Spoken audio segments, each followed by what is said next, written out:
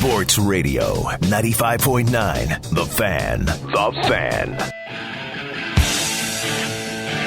Welcome, sports fans, to another episode of the Nach on Sports podcast.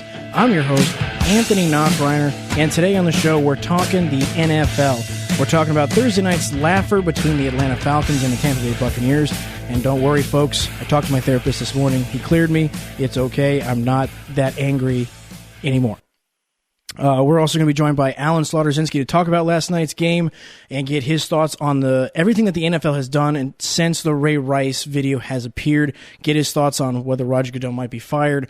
Could he keep his job? How can the NFL get its shield image back to the high standard that it needs to be, because right now it is just tarnished. Alan Zlotkowski is joining us from fanspeak.com. You can check him out on Twitter at @ZLotSports. Great follow. You can hear his podcast and his take on the NFL and college football at fanspeak.com. So let's get him on. Alan, how you doing today? I'm doing great, Anthony. Thanks for having me back on. And it's been a wild and wacky football season so far, both pro and college. It has. I mean, it really has been. I mean, you think about it, the way the NFL's going. I mean, who would have thought that the New Orleans Saints would be 0-2, and let's face it, who would have thought that the Browns could be 1-1 at this point behind Brian Hoyer, right? No, I definitely didn't. And certainly you look at teams like the Saints and the Colts, and you think, wow. You know, the power of 12 this week, they said, Anthony, 12% of those teams that start 0-2 won't make the playoffs. And you look at all the teams that have started 0-2, and, you wonder if 10 teams like the Saints and Colts rebound to make the playoffs. It'll be tough, but last night we obviously know one team's probably not going to make the playoffs this year. They already kind of seemed to kiss their season goodbye. Last night, the Atlanta Falcons, behind a proficient Matt Ryan, beat the Tampa Bay Buccaneers, thrashed them 56-14. The game was well in hand after the first quarter. It was up like 28-0. What were your thoughts on last night's game? Well, besides the fact that I felt like the Buccaneers probably should have never got off the bus, look, it's one of these games, in my opinion, they happen every so often in the National Football League. Unfortunately, when they happen to your football team, it's not a good next day. It's not a good week. Probably not a good month. Sorry, Anthony. It happened to my Ravens last year on the opening weekend when Peyton Manning tossed 7 touchdowns against them, 6 in the second half. This is a Lovie Smith coached football team. They will rebound. Lovie could probably take more from this last night than he would care to, but I think he learned a lot about his football team last night, good, bad, or indifferent. And I think the Buccaneers will be okay because Lovie Smith's the type of coach that won't let them get down. He won't let them forget about this, but he'll help them build around this. Well, I agree with you. Lovie Smith already said in his presser last night, this is a scar for us. We're never going to forget this game. But it just feels like Tampa Bay's been on the wrong end of these so many times. I mean, you go back almost 3 years when Josh Freeman and under the Raheem Morris era, they lost 48-3 to the San Francisco 49ers at San Francisco. So this isn't the first time in a long time for the Buccaneers to get throttled. I mean, What does Lovie Smith need to do here on out? Because let's face it, the defense isn't playing very well. They're banged up. I mean, almost their entire defensive line is on the injured reserve list almost. And what can you do? The offense isn't performing as well either. Well, I think you take a look at the situation on offense. You need to look at your quarterback situation, and you look at the division that you're playing in. And the division that you're playing in states that you've got to have somebody there that's better than a Josh McCown. Now, look, I understand what Josh McCown was able to do last year in Chicago with Mark Trestman's offense. He was able to get off the way he was for, I don't know, what was it, 7, 8 games, whatever it was. But you're talking about Josh McCown and a Mike Glennon going up against guys like Matt Ryan, Drew Brees, and you know what? We saw it on Sunday to a certain degree. Cam Newton. This is a division that bleeds quarterbacks, that bleeds throwing the football in the air. And if the Tampa Bay Buccaneers can't do that, they're not going to compete. It's unfortunate. Doug Martin can't stay healthy. Look, Bobby Rainey, even though I think he rushed for 100 yards, I don't believe he's the answer back there. I don't know. This is an offense that I think it starts with the quarterback in this division, and it ends with the quarterback in this division. Well, let me get your thoughts then, because let's face it, I think we're going to see Mike Glennon at some point. Can Mike Glennon be the guy for the Bucs at this point, or do the Bucs need to start looking at, okay, maybe we're going to go ahead and enter the Marcus Mariota sweepstakes, the quarterback from Oregon? Well, I think they need to go ahead and start thinking about entering the Marcus Mariota sweepstakes from Oregon. We had an opportunity to see Mike Glennon play a little bit last year. I thought he was impressive, but then you have to ask yourself, is he impressive franchise quarterback impressive? Look, he moved up the draft charts last year. You know, he was the late climber in the NFL draft in 2013 in terms of the guy that everybody was talking about as draft day approached. But, you know, we saw him play. He was good some days. He was average some days.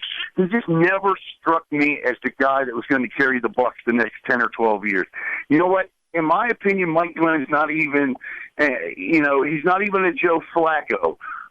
In terms of, you feel like that if you could just put the ball in his hands every once in a while, he could get a couple of wins for you. No, I think they need to start looking towards the future and a guy like Marcus Mariota. Well, it'll be interesting to see. Obviously, we'll let those things turn out. We're here joined by Alan Zlotkowski from fanspeak.com. You can check him out on Twitter at @ZLotSports. Great follow. Drops a ton of knowledge every day about the NFL and college football. And Alan, let's go ahead and talk about the other team, the Atlanta Falcons. They played last night. They throttled them. Is Atlanta this good? And right now, does it look like it's Atlanta and Carolina's division? No, they're not this good, in my opinion.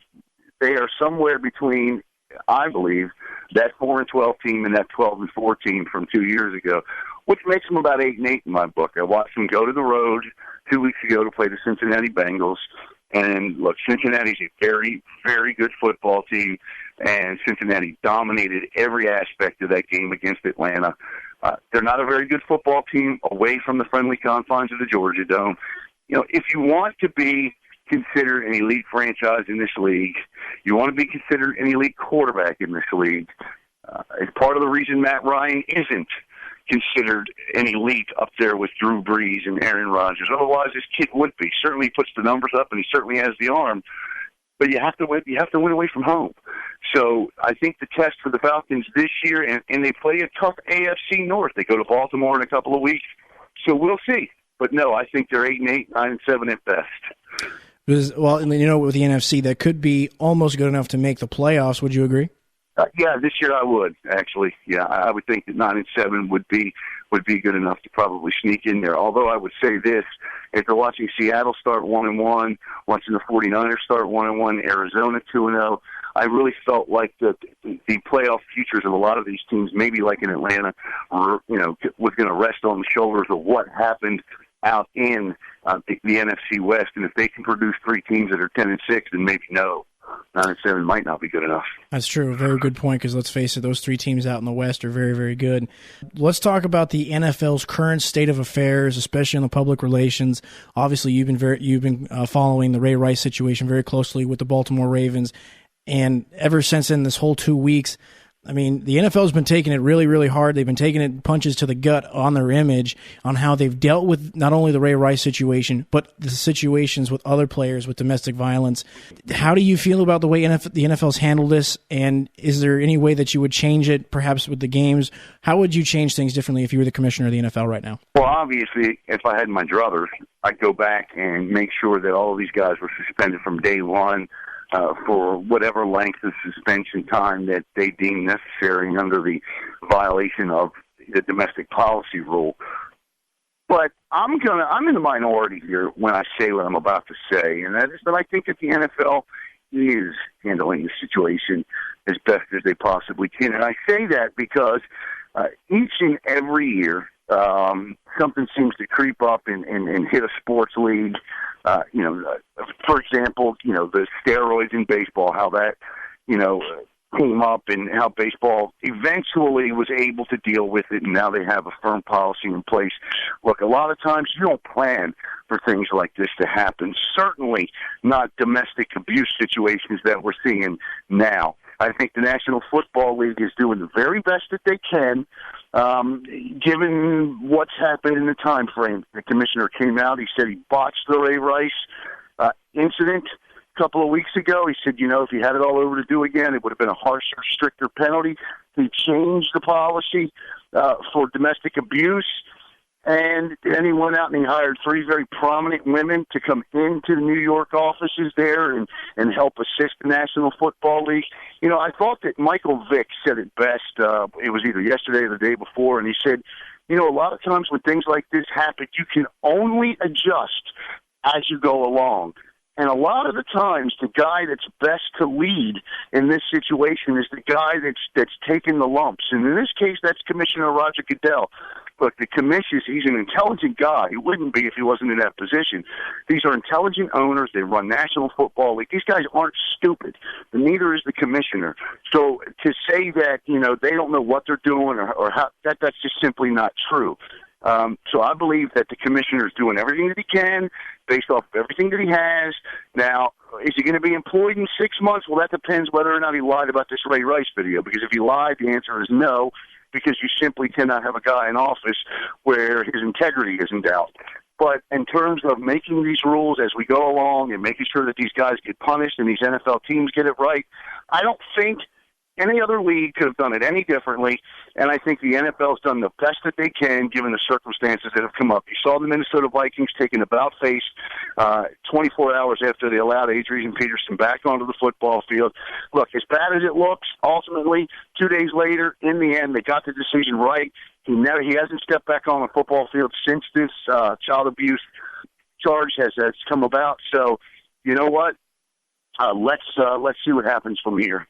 Alan, I agree with you completely, and I share being in that minority. I mean, you can only handle things as they come at you. I mean, literally the cases, the Adrian Peterson case, the Jonathan Dwyer case, the Ray McDonald case, the Hardy case with the Panthers, and the Ray Rice situation, all of those things happening almost, you know, within a 6-month period of time, that's almost unlucky at this point, because let's face it, had it not been for the Ray Rice video, we really didn't have this reaction to the domestic violence problem until we saw the video. You know, I'm going to point this out, and Ravens fans will remember this. 4 years ago, there was an incident involving Ravens outside linebacker Terrell Suggs. There were children involved. There was domestic abuse involved. There was bleach involved. You can Google it. Terrell Suggs, domestic violence, and the article will pop up, and you'll be able to read all about it. Nothing was done. There was no suspension. The Ravens kept it hush-hush. The National Football League kept it hush-hush. Well, you know, there was no video. The police came. The bottom line is that eventually things like this do catch up with you. It has caught up to the National Football League, and I do believe they're handling it as best as they possibly can. We're joined by Alan Zlotorzynski from Fanspeak.com, talking about the current state of affairs with Roger Goodell and the NFL, talking about the domestic violence problems that are currently happening in the NFL. And Alan, the other thing that I think is also getting overshadowed, and perhaps maybe it's an overreaction from the media, is that we are assuming that the NFL has all these monsters in it. I think the NFL has certain players that, for whatever reason, are doing these horrible acts, but there's also a lot of very, very intelligent and very, very well and good intended players that are not doing these things, and I feel like they're being overshadowed by this case, and that the league is taking this like they're full of domestic violence abusers. I completely agree with you. Look, one of the hardest things, and I've had a lot of guys come on my podcast, and especially over the last 2 to 3 weeks, and one of the questions I've asked every NFL player that I've had on my show is, when you step off of that football field, tell me about that switch that they talk about, that you turn on, that you turn off. And every one of them has said, there is no switch. It's tough to, you know, what you're asked to do all week long, and then you get home and you're confronted with certain situations. There are certain things that each of them said that they would like to see better in the National Football League in terms of maybe counseling, things of that nature. But every one of them, to a man, said, you know what, we're an adult, we're a man, and we need to be responsible for our own actions. With that said, the National Football League is filled with guys that do wonderful things throughout the community. J.J. Watt is the first guy that comes to my mind. You take a look at a guy like J.J. Watt, and the league is filled with more J.J. Watts than they are with guys that commit domestic violence. And if you, honestly, if you think any other way, well, you know, I hate to be harsh, you're just an idiot, because it's just not true. I agree. You can't, like I said, we're talking about 5 or 6 individuals, not an entire league formed of a lot more people than just those 6 individuals that chose to make stupid decisions. How do you think this is going to play out with Roger Goodell? Do you believe that he saw the video and went with the lighter punishment? Because I just feel like with Roger Goodell, he's trying to appease everyone. He's trying to appease the media. He's trying to appease the groups that are, speaking out against the NFL. I feel like he's doing that, but I feel like had he taken a harsher stance with the Ray Rice situation, I feel like it would have been a catch-22 as well. Had he suspended him for 8 to 10 games, whether he saw the video or not, I feel like the media would have jumped on him for suspending him so harshly until they would have saw the video. Do you agree? No, I completely agree, and I think that Roger Goodell has now backed himself into quite a corner when it comes to the Ray Rice situation, because there are 2 issues. First of all, Ray Rice is appealing his suspension, and more than likely he's going to win, because you're looking at a case of double jeopardy here.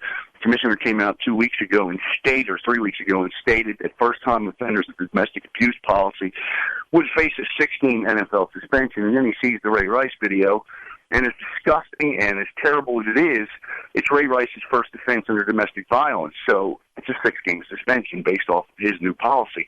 So you can't suspend this guy indefinitely. You just can't based off of what you just announced, and I think the arbitrator is going to find that. Secondly, I do believe he saw the video before he told CBS he saw the video. And I think that when Roger Goodell saw this video is the day he changed the policy on domestic violence. Because I say that only, why all of a sudden and out of the clear blue did Roger Goodell all of a sudden feel like that he had botched the Ray Rice decision? Let's be honest, the National Football League generally doesn't care what the public feels or thinks. I mean that's the truth. That's just the way it is. They give a lot to us as fans in terms of how to enjoy the game, the marketing aspect of it. But when it comes to their business, Roger Goodell's job is to protect the shield and generate as much revenue for the 32 guys that employ him. And the 32 guys that employ him are the owners of the National Football League. But I think it's going to come out that video was seen by the commissioner before he said he saw it. And unfortunately, it's going to fall in the hands of those 32 guys.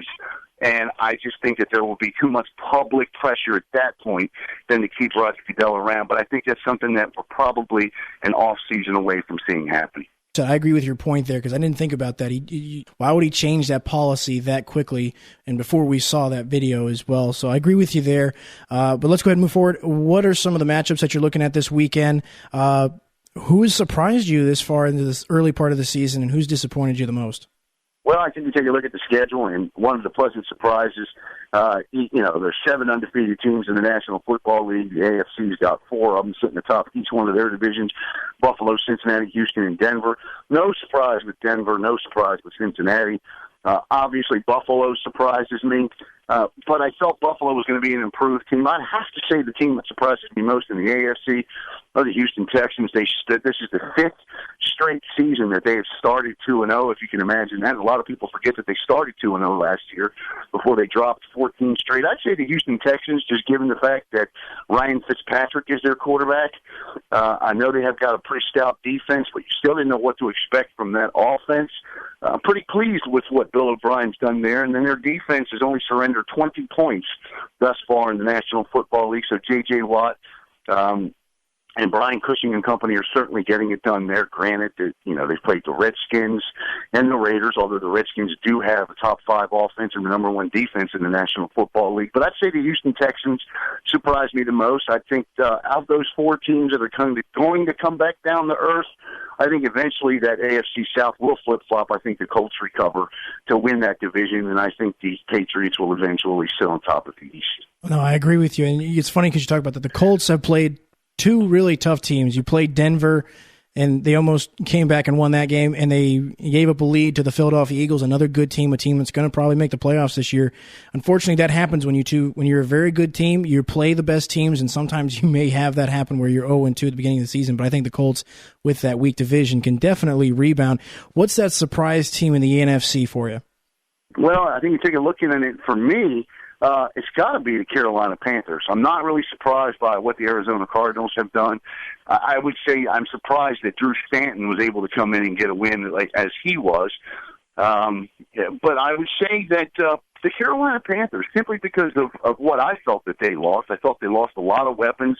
You can never count on that running back core of the Panthers to get the job done. But it just goes to show you, Anthony, that no matter how much offense a team has in the National Football League, take a look at the Texans, you take a look at the Panthers, and they're 2-0, and they're getting it done with defense. The Carolina Panthers have allowed just 21 points in the National Football League through 2 games. And you know, you're talking about a Carolina Panthers team and an Arizona Cardinals team that has won 2 games with backup quarterbacks. And the Cardinals do so traveling all the way across the country on a short week, playing in New York on a Sunday afternoon at 1 o'clock with a backup quarterback, and they beat the Giants. So, yeah, I'm impressed with Carolina, and I'd have to say Arizona second. All righty, Alan. What are your most disappointed teams at this point in the season? Obviously, I don't know about you, but me, it's Tampa Bay for sure. Well, I think you take a look at the Bermuda Triangle that is the 3 Florida football teams.